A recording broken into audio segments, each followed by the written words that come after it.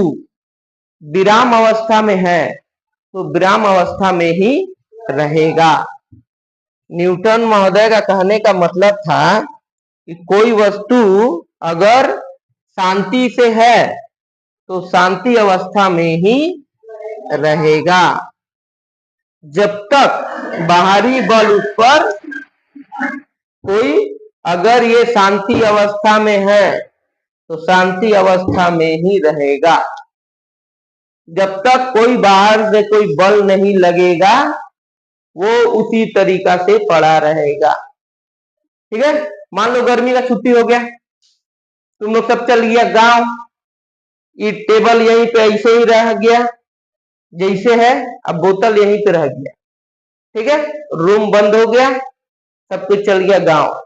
एक महीना बाद आएगा तो इका उड़ के उधर चल जाएगा, ये कहाँ मिलेगा? यहीं पे मिलेगा। लेकिन अगर भूकंप आ गया, कोई बाहरी बल अगर इस पर लगा तो ही वो क्या होगा? अपना जगह बदलेगा, नहीं तो अपना जगह नहीं बदलेगा, वो उसी अवस्था में पड़ा रहेगा। समझ में आया? न्यूटन का पहला नियम में ये समझाया। ठीक है, दूसरा नियम में बता रहा है कि जिस दिशा में बल लगाएगा कार्य उस दिशा में होगा। जैसे मान लो इसको हम अगर इधर ठेलेंगे, इधर ही जाएगा। समझ में आया? जिधर बल लगाएंगे कार्य उस दिशा में होगा। अच्छा, तीसरा में बोलता है प्रत्येक क्रिया के बराबर विपरीत दिशा में प्रतिक्रिया होता है।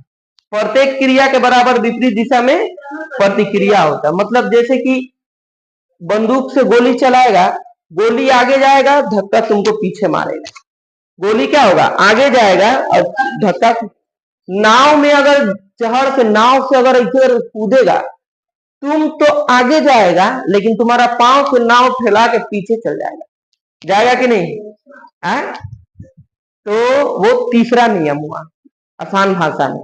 अब हम लोग देखते हैं, इसको पढ़ेंगे। प्रथम नियम, इसे गैलीलियो का जड़त्व का नियम भी कहते हैं। गैलीलियो का जड़त्व का नियम भी कहते हैं।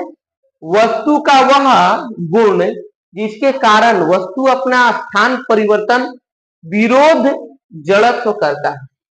देखो, ये अपना स्थान परिवर्तन करने में नहीं, विरोध कर रहा है। मतलब ये हटना नहीं चाह रहा है। ठीक है, लेकिन इससे ज्यादा बल लगा के हम लोग इसको हटा रहे हैं तो ये हट रहा है। समझ में आया? ज्यादा बल लगा के क्या कर रहे हैं?